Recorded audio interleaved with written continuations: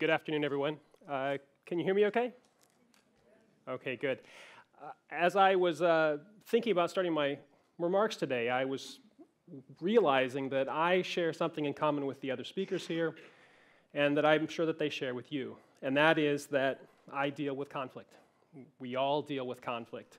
No matter how successful your projects are, how successful your studies are going, no matter how good a job you're doing at work, you have to deal with conflict within your work group and within your organization.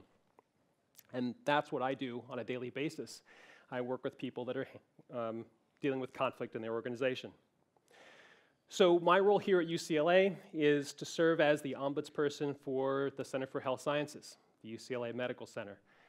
I'm part of a 4-person office that was started here at UCLA 40 years ago, and yet, as Stefan acknowledges, it's not a well-known resource. And as I'll indicate later, it's not a resource yet that's well-known across the country in other sectors of our country.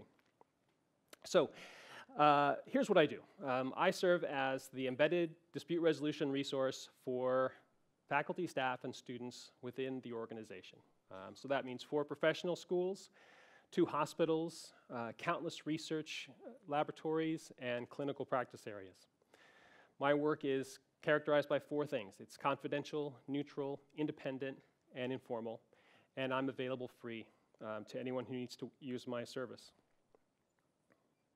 This doesn't sound good to a lot of people. A few years ago, Mental Floss magazine actually thought this sounded terrible, and thought that this ought to go up on the list with airline counter-employee and DMV clerk. I disagree with that characterization. I find the work engaging, varied, and highly rewarding. The people that come to me are appreciative when they're finished using my services. I will acknowledge that Mental Floss magazine had it correct in this sense. The people that come to see me are experiencing the worst situation that they've encountered in their academic or professional lives, and that's why they're in my office. Perhaps the best way for me to explain what I do is to give you an example, a story of the sort of case that might come to me. Now, because I'm a confidential resource, this is not an actual case, but this is not far from the sort of thing that will come to me. And this story involves 3 primary characters. The first, our protagonist, is Gina, a graduate student here at UCLA. She arrived a year ago, new to Los Angeles and to the University of California. And when she arrived, life was great. She had been accepted to the program that she wanted. She had some scholarship aid. She was going to be working on the PhD in the field that she wanted. And she was lucky enough to secure a job in the lab of one of the leaders in her field, Anya, who's a tenured faculty at UCLA. Anya was going to serve as her advisor. And as the person running this laboratory, she's the principal investigator, a designation that comes along with grant money. And within the university setting, a PI is a coveted title, perhaps as coveted as being a tenured faculty member. Perhaps they even go hand in hand. The third person in our story is a guy named Porter, who is a postdoc. He's a 7th-year postdoc, which means that his prospects for landing an academic position have really gone downhill, and he's facing a future of being a senior researcher, not perhaps realizing the dreams that he had hoped for himself. But he holds a valuable position in Anya's lab. He's the lab manager. He basically is running the experiments, managing the group of people that are there, ensuring that the things that need to get done, get done. So Gina comes into this lab. She gets to know Anya a little bit better. She starts working with Porter, the lab manager, and things are going well. Over the course of the year, despite the success at work, she starts to have some concerns about whether or not she's gotten herself into the right field, and is now starting to wonder whether or not she should leave UCLA after earning a terminal master's. Nonetheless, she continues on with her work and hasn't expressed this concern to anyone. About a month ago, Anya takes Porter and Gina to a local conference to provide an update about their research. The 3 of them make a very successful presentation at the conference. They celebrate by going to dinner that night in their hotel, have a lovely time. Porter has several drinks, unlike the 2 women. But it's still uneventful. Now, Gina is happy that things are working out well with Anya and Porter, because when she came into the lab, she had heard a lot of bad stories about Porter. Whispered comments that he was a bully, people pointing out that the individuals that had left the lab, the grad students, the employees, the researchers who had decided to leave Anya's lab had done so because they felt forced out by Porter. And actually, the people that have left the lab in recent memory have all been women, minorities, and international students. Indeed, Gina's predecessor was one of those who had felt pressured by Porter to leave.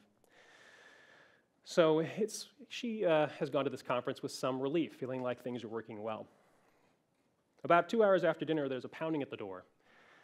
Gina opens it to find a visibly intoxicated Porter standing there. And his first request of her is to come back to his room and have some more drinks. Maybe perhaps have a midnight swim in the hotel pool with him. She rebuffs these requests. He becomes more and more angry and starts to accuse her of falsifying the research data that she's been working on for the past year.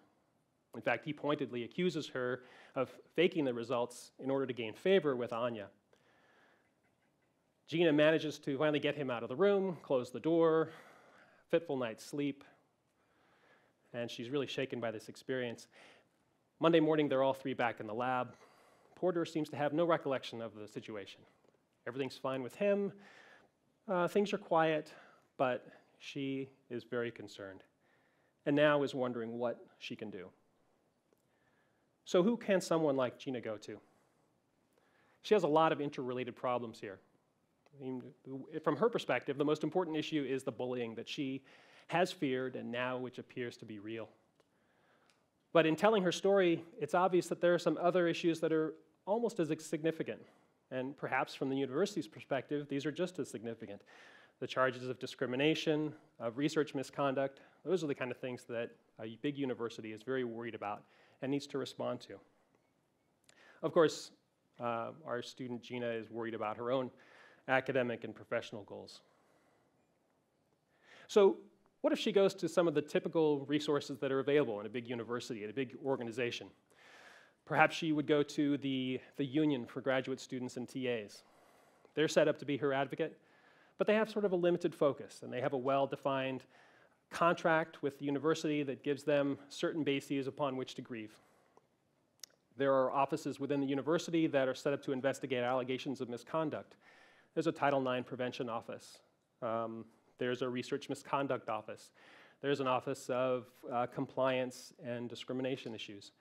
Those offices are willing to do an investigation and fight for the right outcome, but they're not going to be confidential necessarily. Gina doesn't have any control over how those processes work, and they may not address the totality of her concerns. She has some emotional support that's available. There's a counseling center, but that's very limited in its scope. They can't work with anyone else who may be involved in the situation. They don't have expertise about the policies and procedures and culture of the university, so they are of limited use. Her friends would certainly be supportive, but they don't have any expertise in the workings of the university. If there are colleagues that are also friends, a gossiping rumor that could start with them could be very damaging, and certainly her colleagues in the lab don't have a significant conflict of interest in the resolution of the situation. So who does she turn to? What are her options? She needs someone who can listen to her problems confidentially and not start a process without her consent. She needs someone who will listen to her problems without taking sides, someone who will be neutral and objective, someone who has information that will help her in her situation. She needs someone who is independent, someone from outside the lab, someone who doesn't have a personal conflict of interest in her resolution. She needs someone who's informal, who isn't going to begin a process or become involved in a process if she chooses to go into it. She needs someone confidential, neutral, independent, and informal. And these are the core characteristics of an ombuds office. These are the things that I provide when people come to me with concerns. So I'm going to be able to listen to a student all the way through, hear all of the concerns that she has, help her prioritize the issues, help her figure out which ones she needs to take action on, which ones that she can let go. I'm I'm going to be able to give her information about the way the university works, the culture, the other processes that may apply, other resources that will help her. And I'm going to be able to remain as a resource for her as she moves forward without taking sides. If she needs someone to be an intermediary in a conversation with the PI or the lab manager, I would be available to do that. These are the kind of things that an ombuds person does. So where do we find ombuds? Well, we find them at lots of big universities. In North America, there are nearly 400 ombuds offices. Most have been in place for less than 20 years. UCLA's has been here for over 40. There's a partial list. All of the UC campuses have one, and in Florida, public statute requires public universities to have ombuds offices in place. So that's great, but where else do we see them? Well, let me back up. In addition to this service of providing individuals with help on their discrete individual problem, ombuds also acquire a wealth of information about the systemic issues within an organization, those broad-based concerns that perhaps are not coming to administrators' attention through regular formal channels. This is another feature of an ombuds work. We will hear about broad concerns and be able to feed those back to the administrators at the right time. In Gina's case, perhaps if she gets the resolution she wants, but the ombudsperson has heard about those other ancillary issues from others in the lab, they can feed back to the PI the concerns they've heard about the lab manager, perhaps with direct information, perhaps by asking the lab manager if she's aware of those sort of concerns. There are a lot of ways that ombuds give upward feedback to the appropriate person within the organization. And the reason that this is valuable for an organization is that no matter how good your formal processes are, not everyone will use them. A survey shows that maybe 2/3 of people that know about misconduct will report it. And that sounds like a good majority of people that are reporting things, but what about those 1/3 that have problems that don't take action, that the organization doesn't know about, that they can't fix? People don't leave their jobs because they're underpaid. They leave their jobs because they're unhappy with their workplace. So ombuds are a solution to this concern. Where do we find ombuds? Well, as I said, they're widespread in academia. In fact, I think they've reached the tipping point at colleges and universities. They're also have become pretty well established within non-governmental organizations. About 10 years ago, the United Nations decided to implement an ombuds program, and now all the UN affiliates have ombuds offices, and many large nonprofits and NGOs have organizational ombuds in place for their employees. In the federal sector, about 15 years ago, there was a study that showed great returns for an ombuds program because it helped agencies work better. Agencies knew about problems, they were able to govern better, they were able to implement programs better. A more recent study found actual cost savings for the federal agencies that did have workplace ADR programs, including ombuds offices. So now in the past few years, we've seen many federal agencies create organizational ombuds programs for their employees. It's on the range of 2 to 3 a year. The place where ombuds have not yet gained much acceptance is in the private sector. Alternative dispute resolution is a growing phenomenon in companies, and yet that doesn't include the embrace of organizational ombuds programs. A survey a couple of years ago showed just 14% of Fortune 100 companies have a program like this. The companies that do have them tend to be concentrated in healthcare, the energy sector, and maybe some ancillary companies that have international operations. The problem with convincing decision makers to implement organizational ombuds programs is that I think the mindset in the private sector is quite different from NGOs and academia. Academics were happy to embrace the holistic benefits of an organizational ombuds and didn't necessarily need to worry about the financial costs and benefits. However, I think the decision makers in the private sector really need that, and they're driven by those sort of considerations. The problem is it's very difficult to quantify the financial benefits of an organizational ombuds office in the private sector. Companies don't like to reveal their inner workings, especially the inner workings of how they deal with conflict and how much that costs them. Fortunately, there was a very recent study that showed some significant returns. Pacifica Human Communications, which is a consulting company that helps set up ADR programs, looked at the benefits of the first year of an ombuds program at Halliburton. And they looked to see the costs and benefits of the formal conflict that was avoided, the bad behavior in the workplace that was prevented, and the resulting productivity gains. And Pacifica found a 20-to-1 return on the investment. It cost Halliburton a little more than $1 million to set up the program, and the return was nearly $25 for each, $25 million. This is the sort of data point that I think decision makers in the private sector need.